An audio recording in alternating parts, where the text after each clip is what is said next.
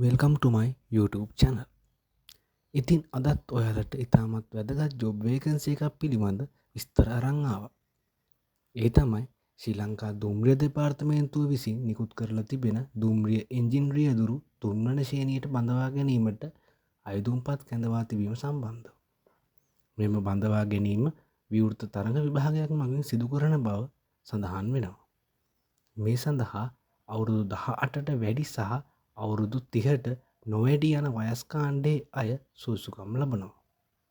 මෙම විභාගය දිවයිනේ දිස්ත්‍රික්ක 25ම නියෝජනය වන පරිදි ප්‍රධාන නගර 25ක පැවැත්වීමට සියලු කටයුතු සූදානම් කරලා තියෙනවා. එම දිස්ත්‍රික්කයන්ට අදාළ ප්‍රධාන නගරවල නගර අංකය ගැසට් නිවේදනය කීවා බැලීම තුළින් ඔබට ලබාගත හැකියි. දැන් අපි මෙම තනතුරේ රාජකාරී ස්වභාවය විමසා බලමු. ශ්‍රී ලංකා දුම්රිය දෙපාර්තමේන්තුවෙහි දුම්රිය ධාවනය කිරීමේ කාර්යයේදී දුම්රිය එන්ජින් රියදුරුගේ කාර්ය සඳහා විශේෂිත තාක්ෂණික නිපුණතාවන් එනම් තෘතීය හා වෘත්තීය අධ්‍යාපන කොමිෂන් සභාව විසින් තීරණය කරනු ලබන පරිදි ජාතික වෘත්තීය කුසලතා මට්ටම් 6 යටතට ගැනෙන්නා වූ අදාළ තාක්ෂණික නිපුණතාවෙන් සමන්විතව දුම්රිය එන්ජින් ක්‍රියා කරවීමේ කාර්ය ඉටු කිරීම හා පවත්වා ගැනීම සඳහා අවශ්‍ය වන පොදු මූලික අවශ්‍යතාවයන් ඉටු කරන සේවා ගණයක්. දැන් අපි මෙහි වැටුප් පරිමාණය විමසා බලමු. මේ සඳහා වැටුප රුපියල් 54,130ක් පමණ ලැබෙන බව මෙහි සඳහන් වෙනවා. දැන් අපි මෙහි අධ්‍යාපන සුදුසුකම් විමසා බලමු. මෙම තනතුර සඳහා භාෂාව හෝ සාහිත්‍ය, ගණිතය සහ විද්‍යාව ඇතුළු විෂයන් 4කට සම්මාන සාමාර්ථයන් සහිතව අපොස්ස සාමාන්‍ය පෙළ විභාගය එකවර විෂයන් 6කින් සමත් වී තිබීම වැදගත් වෙනවා. එමෙන්ම අපොස උසස් පෙළ විභාගයේදී සංයුක්ත ගණිතය, භෞතික විද්‍යාව සහ තවත් එක් විද්‍යා විෂයක් ඇතුළුව සියලු විෂයන් එකවර සමත් වීම වැදගත් වෙනවා. දැන් අපි මෙහි වෘත්තීය සුදුසුකම් පිළිබඳ විමසා බලමු. මේ සඳහා වෘත්තීය සුදුසුකම්ද ඉතාමත් වැදගත් වෙනවා.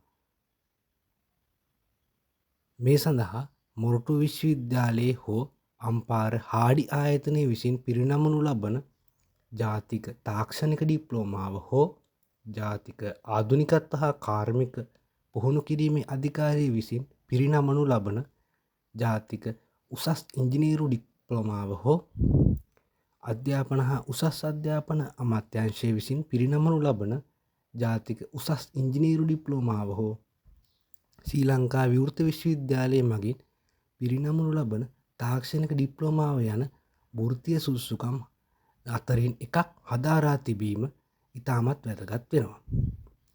දැන් අපි මෙම තනතුර සඳහා අවශ්‍ය කායික සුදුසුකම් මොනවාදැයි විමසා බලමු. මේ සඳහා සෑම අපේක්ෂකයෙකුම ශ්‍රී ලංකාවේ ඕනෑම ප්‍රදේශයක සේවය සඳහා අන් සෑම අයුරකින්ම ශාරීරික වශයෙන් යෝග්‍ය විය යුතුයි. තනතුරේ රාජකාරි ඉටු කිරීමට ප්‍රමාණවත් ශාරීරික වශයෙන් යෝග්‍යතාවයකින් යුක්ත විය යුතුයි. උස අවම වශයෙන් අඩි 5 අඟල් 4ක් විය යුතු අතර ප්‍රාශ්වාසයේදී පපුව අඟල් 32ට නොඅඩු විය යුතුයි. 6x6 දෘෂ්ටි පරීක්ෂණයකින් සමත් විය යුතුයි. දැන් අපි මේ සඳහා අවශ්‍ය වෙනත් සුදුසුකම් මොනවාදැයි විමසා බලමු. මේ සඳහා ශ්‍රී ලංකාවේ පුරවැසියෙකු විය යුතුයි. අයදුම්කරුවන් විශිෂ්ට චරිතයකින් යුක්ත විය යුතුයි. අයදුම් කිරීම සඳහා සුදුසුකම් ලබනුයේ පිරිමි අයදුම්කරුවන් පමණි. මෙම නිවේදනය ගැසට් පත්‍රයේ ප්‍රසිද්ධ කරනු ලබන දිනට ඉහත සඳහන් සියලු සුදුසුකම් සම්පූර්ණ කර තිබිය යුතුය. සුදුසුකම් සනාථ කිරීම සඳහා සහතිකවල පිටපත් අයදුම්පත සමග ඉදිරිපත් කළ යුතුය. දැන් අපි මෙහි බඳවා ගැනීමේ ක්‍රමය පිළිබඳ විමසා බලමු. මෙම ඉහත දක්වා ඇති සුදුසුකම් සපුරා ඇති අයුතුම්කරුවන් සඳහා විවෘත ලිඛිත තරඟ විභාගයක් පවත්වා ලබාගන්නා කුසලතා අනුපිළිවෙල මත බඳවා ගනු ලැබේ. අයුතුම්කරුවන් කැඳවනු ලබන අවස්ථාවේ පැවති පුරප්පාඩු පමණක් පුරවන අතර පොරොත්තු ලේඛනවල තබා බඳවා ගැනීමක් සිදු නොකරයි. බඳවා ගැනීමේ පරීක්ෂණයේ විභාග පටිපාටිය. මෙම විභාගය විභාග කොමසාරිස් ජනරාල්වරයා විසින් පවත්වනු ලැබේ. විභාග ක්‍රමය. විභාගය සිංහල සහ දෙමළ යන මාධ්‍යවලින් පැවැත්වේ. සියලු ප්‍රශ්න පත්‍රවලට පෙනී සිටිය යුත්තේ ඉහත ඉල්ලා ඇති සුසුකම් සපුර ඇති භාෂා මාධ්‍යය. ඉල්ලුම් කරන මාධ්‍ය පසුව වෙනස් කිරීමට ඉඩ ලබා දෙනු නොලැබේ.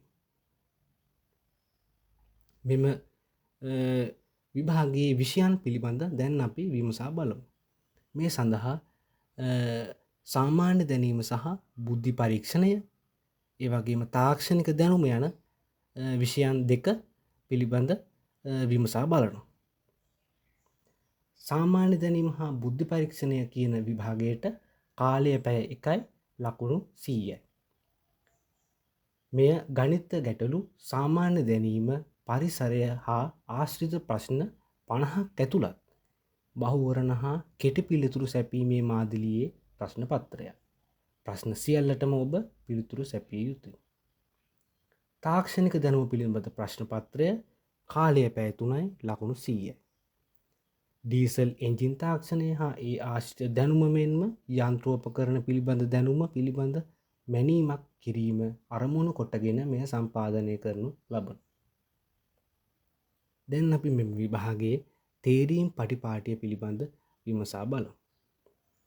එක් එක් විෂයකින් ලකුණු 40 බැගින් හෝ ඊට වැඩියෙන් ලබාගත් අයදුම්කරුවන් විභාගයේ සමත් වූවන් ලෙස සලකා මෙම විෂයන් දෙකින්ම වැඩිම ලකුණු ලබා සමත් වන අපේක්ෂකයන් සම්මුඛ පරීක්ෂණයට කැඳවා සුදුසුකම් පරීක්ෂා කරනු ලැබේ. මෙම සම්මුඛ පරීක්ෂණයේදී ලකුණු දීමක් සිදු නොකෙරේ.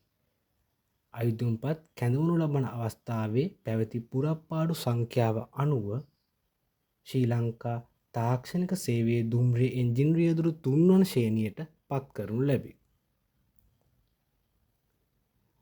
ඔබට මෙම විභාගය සඳහා ඉහත සියලු සුසුකම් ඔබ සපුරා ඇත්නම් www.donets.lk වෙබ් අඩවියේ our service යටතේ ඇති ඔන්ලයින් ඇප්ලිකේෂන් එක 2025 මැයි මස 9 වන දින වන අතර ඊට පෙර ඔබ ඉහත සුසුකම් සපුරා ඇත්නම් මෙම ඔන්ලයින් විභාග අයදුම්පත සබ්මිට් කර ඒ සඳහා විභාග ගාස්තු වශයෙන් රුපියල් 600ක මුදලක් ගැසට් නිවේදනයේ සඳහන් පරිදි ඕනෑම බැංකුවක ණය කාඩ් පතක් මගින් හෝ අන්තර්ජාල ගෙවීම් පහසුකම් සහිත ඕනෑම බැංකු හරකාඩ් පතක් මගින් හෝ ලංකා බැංකු ඔන්ලයින් ක්‍රමය ඔස්සේ හෝ ඔබට ගෙවා මෙම විභාගය සඳහා සාර්ථකව අයදුම් කිරීමේ හැකියාව පවතිනවා. ඔබ මෙම ඉල්ලා ඇති සියලු සුදුසුකම් සපුරා ඇත්නම් 2025 5වෙනි මාස 9 වෙනි දිනට පෙර මෙම ඇප්ලිකේෂන් එක සබ්මිට් කර සාර්ථක ලෙස විභාගයට අයදුම් කරන්න. මේ සම්බන්ධ වැඩිදුර විස්තර ලබා ගැනීමට අවශ්‍ය නම් මෙම ගැසට් නිවේදනය කියවා බලා එහි සියලු කරුණු මනාව අවබෝධ කර ගැනීමේ හැකියාව පවතිනවා. යාළුවනේ, මගේ මේ වීඩියෝ එක ඔයාලට වැදගත් වුණා කියලා හිතනවා නම් මගේ channel එක subscribe කරන්න. එහෙනම් අද වීඩියෝ එකට එකතු වුණු ඔයාලා හැමෝටම thank you.